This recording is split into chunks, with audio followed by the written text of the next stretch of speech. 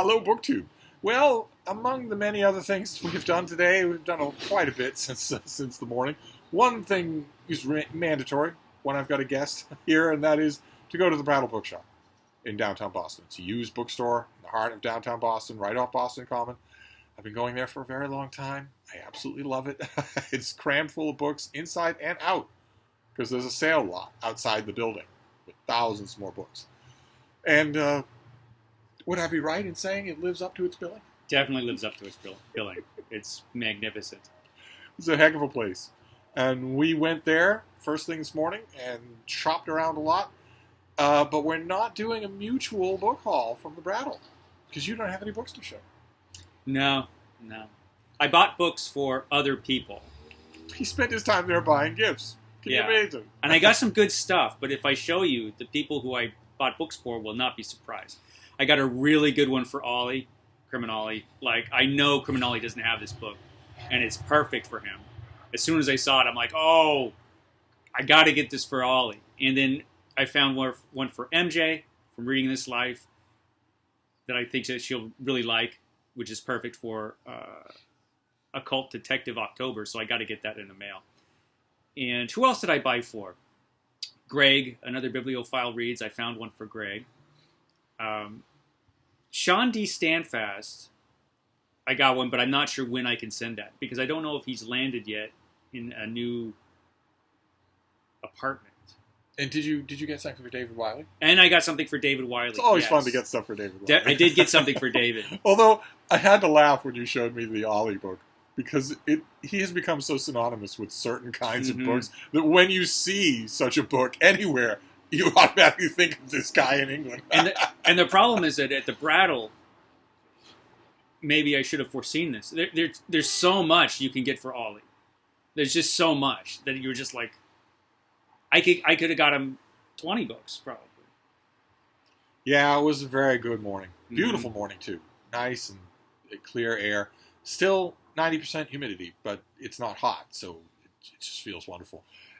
But because of his generosity, he doesn't have any books to show you. So he's just going to be a little Greek chorus while I show you what I got. Because I didn't get books for anybody. I can't stand the lot of you. So what do we got here?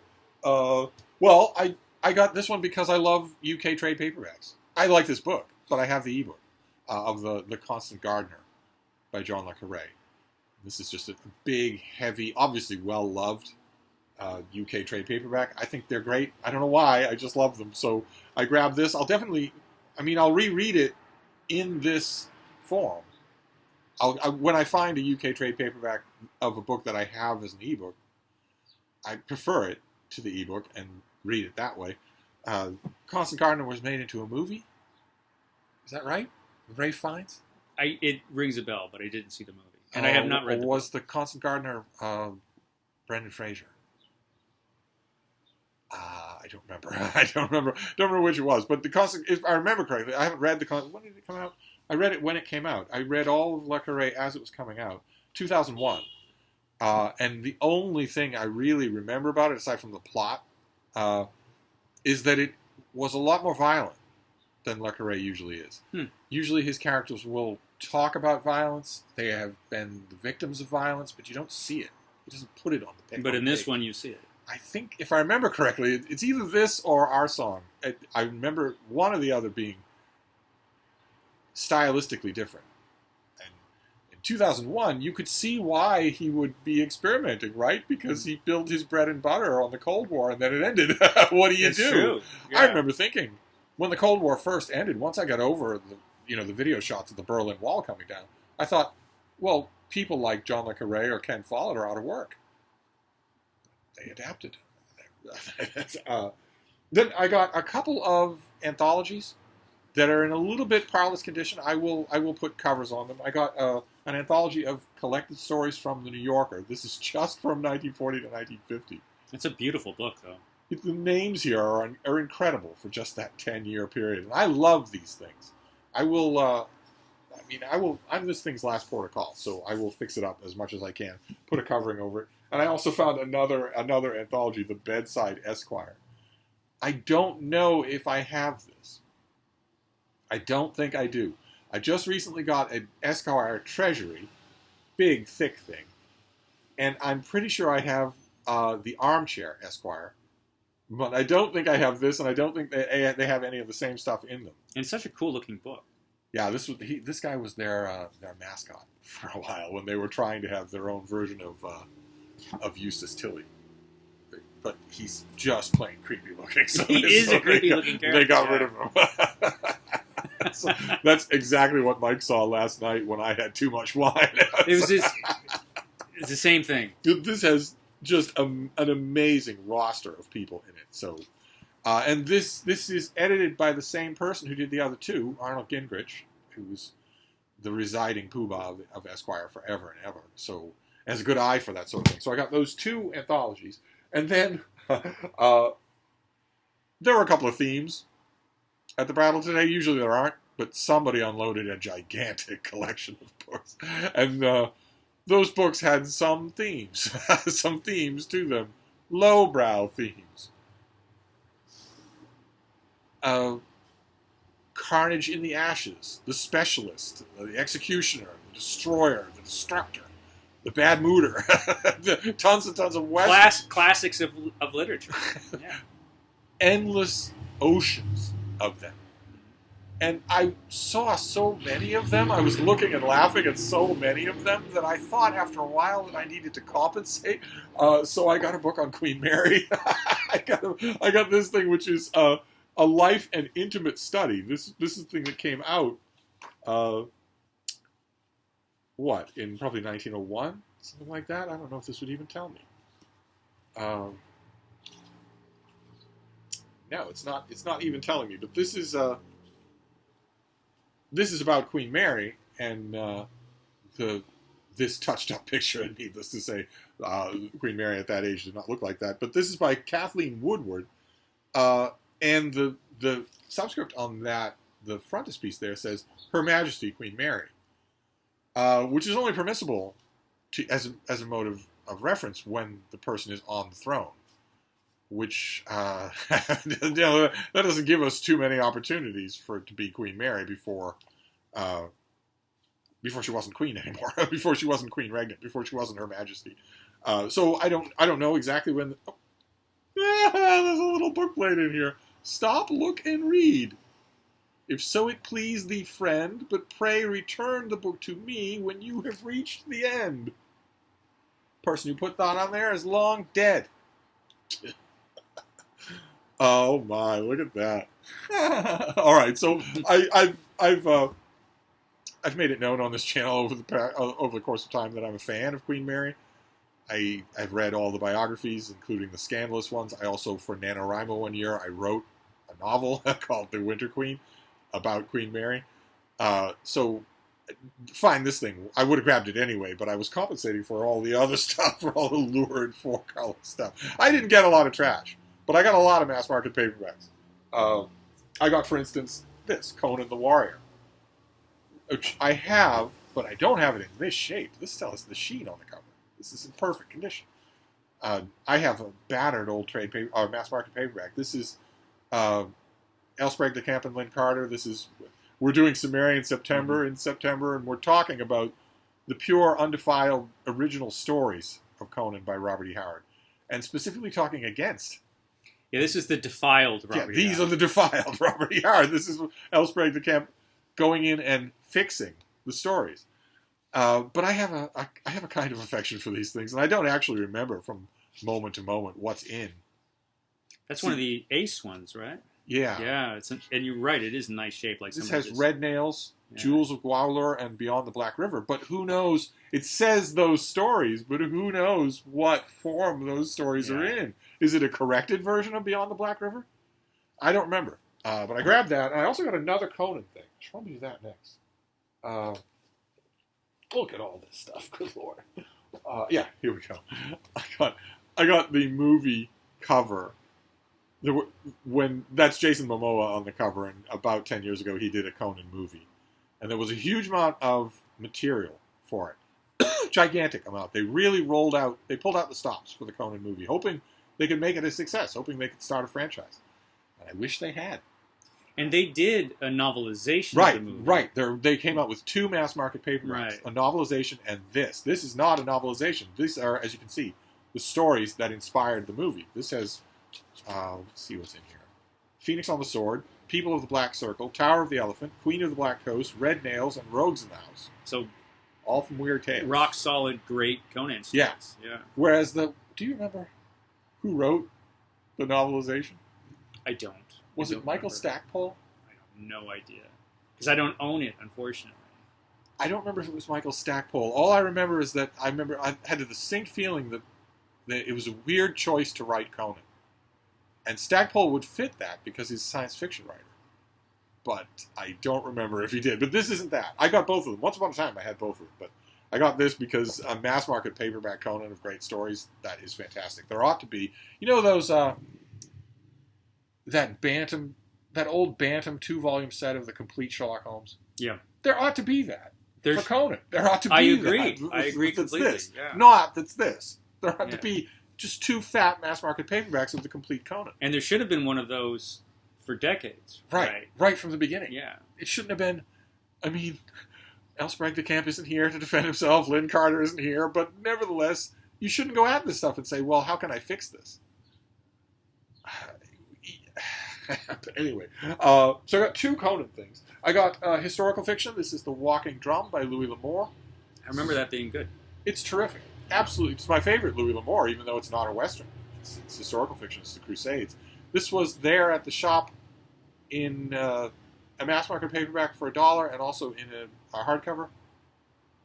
Every time I get the hardcover, I give it away. So I got the mass market paperback because I'd like to have it. I'd like to keep it for at least a bit. And again, really good shape. Oh, yeah. These are all in fantastic shape. The other day, I found old mass market paperbacks of Heretics of Dune and Chapter House Dune. This time around, I found my favorite of the Dune books, God Emperor. Not my favorite cover. I like the covers of the other 2 much better, but this is in perfect condition, just like those other 2 were. So I grabbed it. Also, this.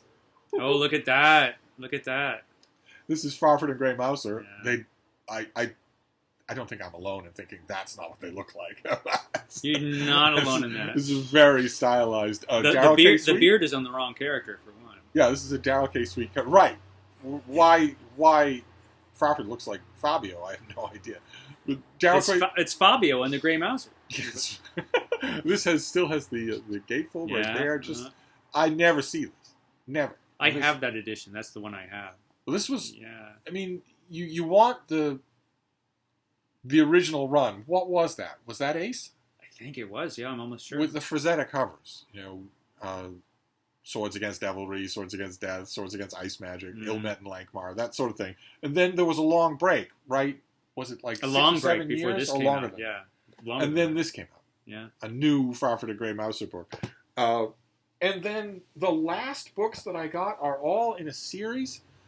I don't know if you've been following the drama on my channel, but I am trying to buy my way into the favor of the isolated fantasy community on BookTube. I'm trying to get them to accept me. Well, it's starting to happen. The Fantasy Network is starting to check out your live streams. That's that you're pretty much in. You're in if he doesn't. That's a big deal. I've been obsessing over this because I'm the ugly kid in the cafeteria and I want the cool kids to accept me. And this is pretty much the only circumstance in which that group is going to be the cool kids. It's only on BookTube that you're going to be through the looking glass. Yeah. But originally I worried that maybe I was ruining my chances because every time I talked about wanting them to accept me, I always used simian terms. I would say I'm like Diane Fossey picking lice off gorillas or Jane Goodall with the chimps of Gombe. And then it dawned on me on a dog walk, they might not like that comparison. But I'm still trying. You think that would have sold you. Well, they're used to giant apes, right? That's all through the stuff they read. Or maybe not. Modern fantasy. It's high fantasy doesn't have... That's Robert E. Howard, who had giant apes every other story. But high fantasy, no.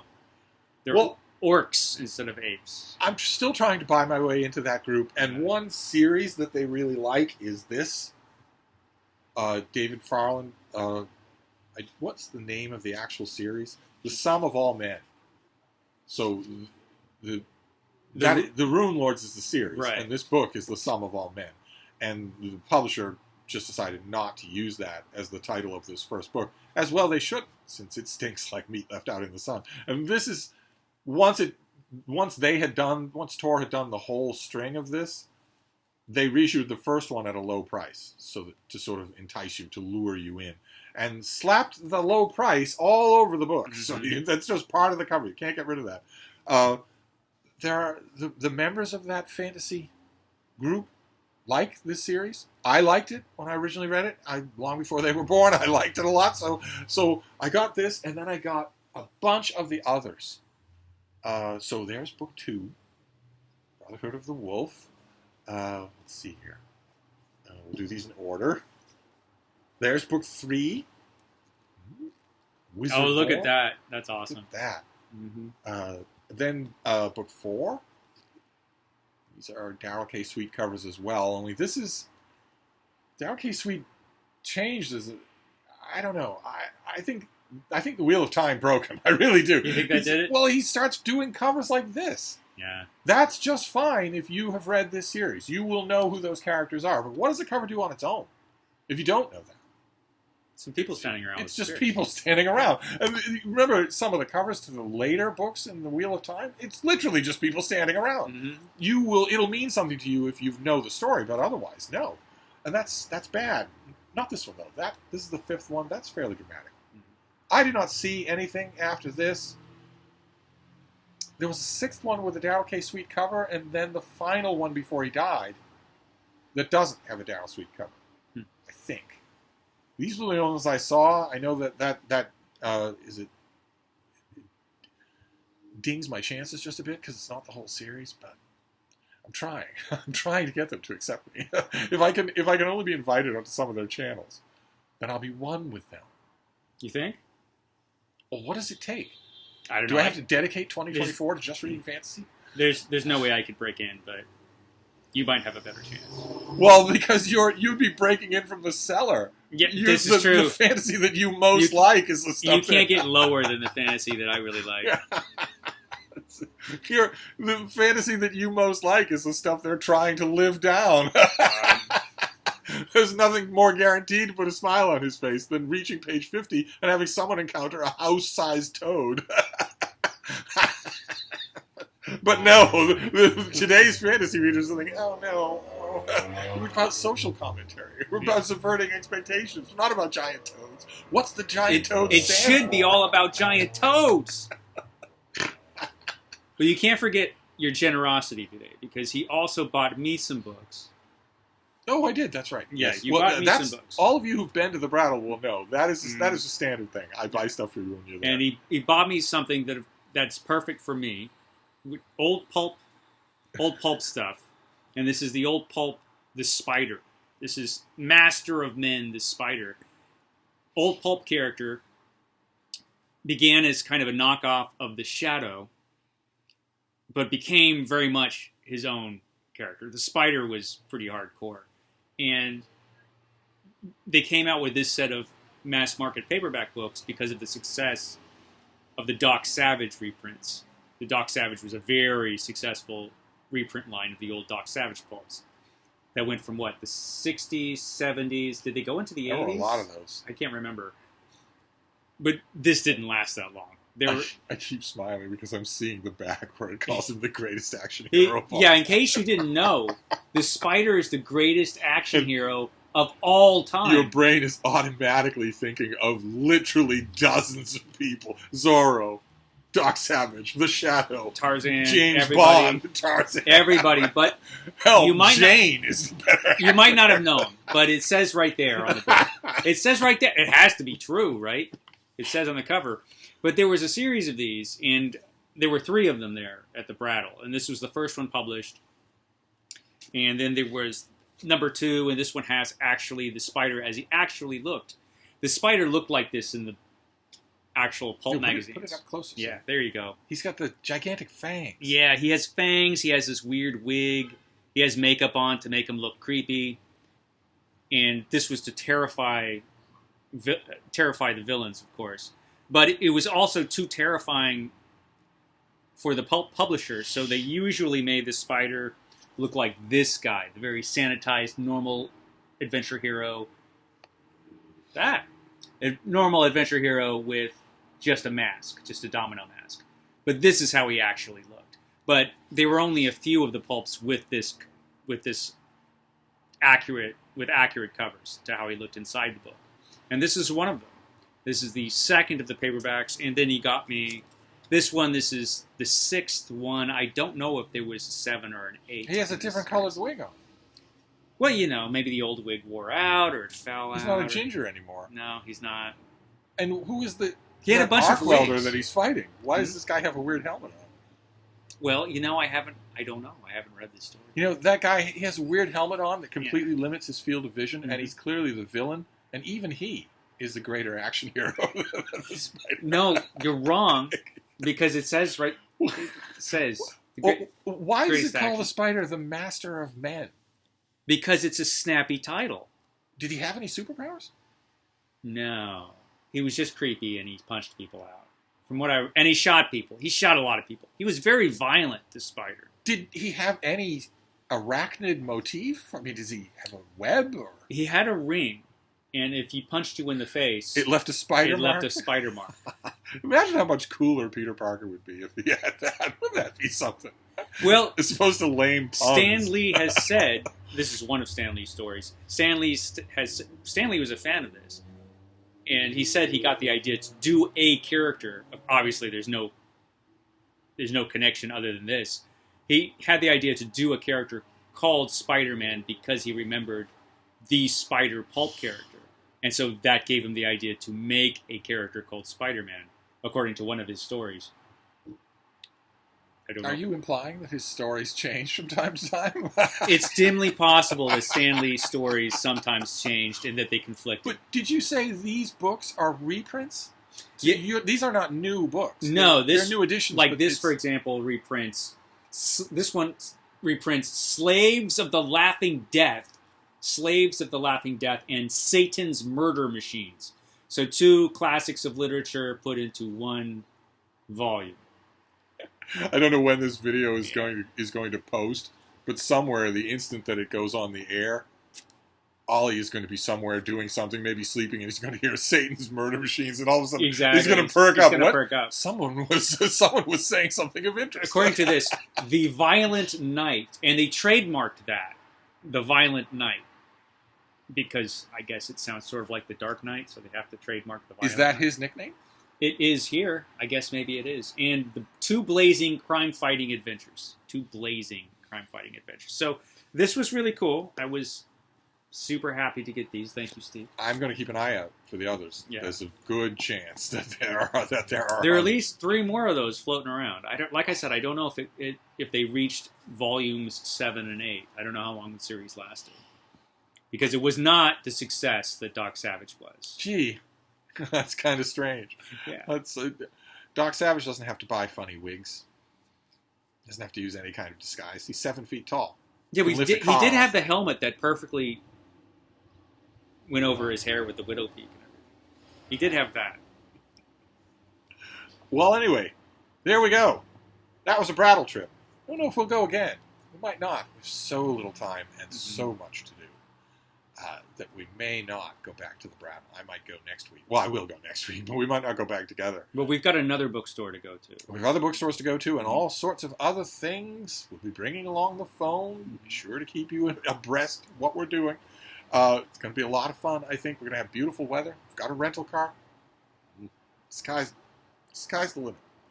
But anyway, we're going to wrap this up for now. That was a Brattle trip. I have too many mass market paperbacks to do a Steve Pyramid.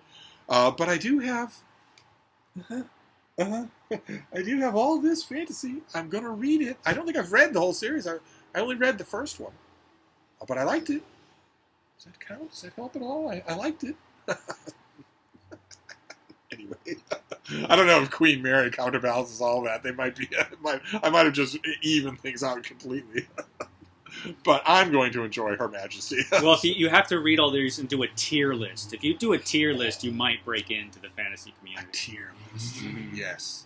Yes.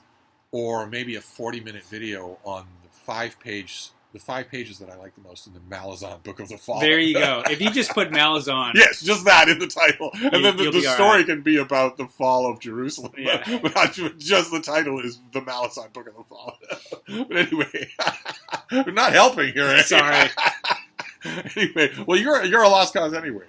Because you're the hero. Sumerian September sunk me. Exactly. The hero turning a corner and encountering a living pterodactyl. That's not how we do things anymore. Should be. Anyway, we'll be back. So I will wrap this up for now. We'll see you then. Thank you, BookTube.